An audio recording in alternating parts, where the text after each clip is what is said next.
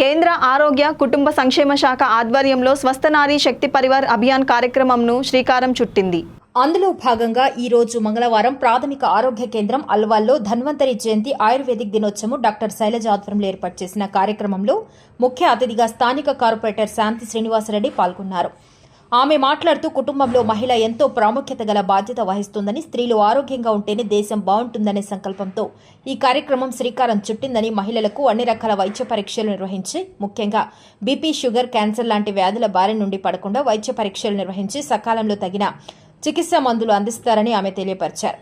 ఈ కార్యక్రమంలో ఆసుపత్రి doctor Srikanth, doctor Anakh, doctor Anusha, doctor Surya, వైద్య సిబ్బంది, సామాజిక కార్యకర్తలు సురేందర్ రెడ్డి వర్మ పాల్గొన్నారు.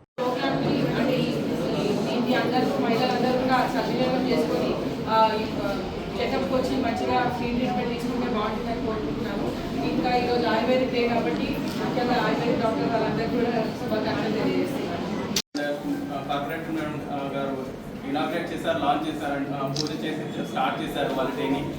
అండ్ దాని తర్వాత ప్రోగ్రామ్ వచ్చేసేసి SNSPA ప్రోగ్రామ్ నడుస్తుంది.